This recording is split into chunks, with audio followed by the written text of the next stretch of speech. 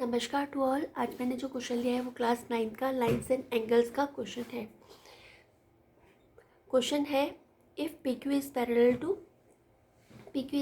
To ST, angle PQR is 110 degree, angle RST is 130 degree. Here we want to find out this angle QRS।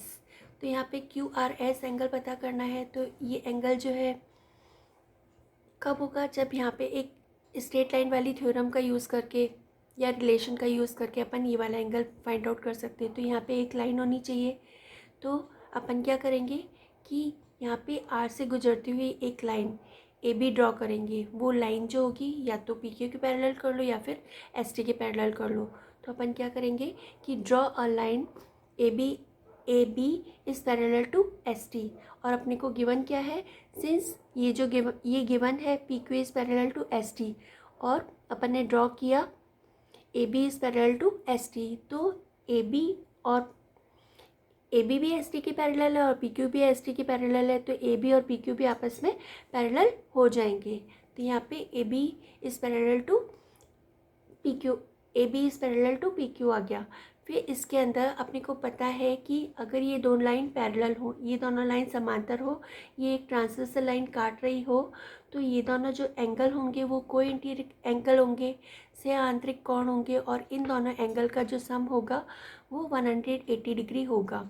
तो अपन क्या करेंगे, अपन करेंगे कि angle PQR plus angle QRA, इन दोनों angle का सम जो होगा वो 180 डिग्री होगा। इन दोनों एंगल को अपन बोलेंगे कोइंटीरियर एंगल।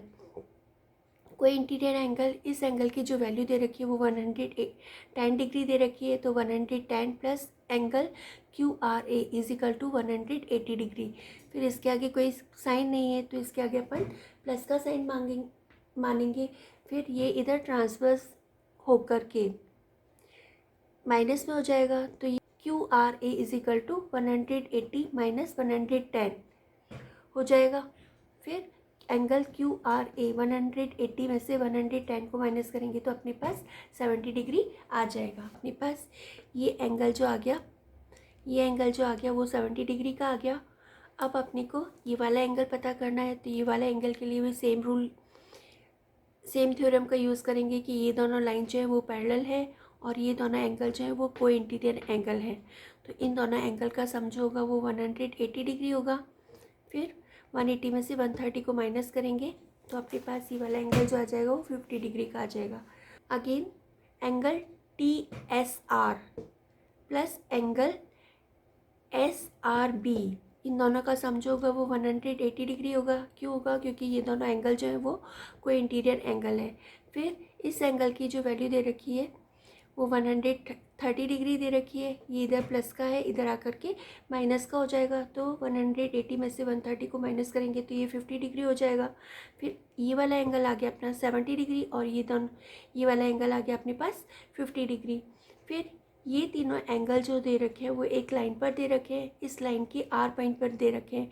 तो इन तीनों एंगल का जो सम होगा वो 180 डिग्री होगा। क्यों होगा, क्योंकि ये स्ट्रेट एंगल एक सीधी लाइन बना रखी है तो स्ट्रेट एंगल होगा।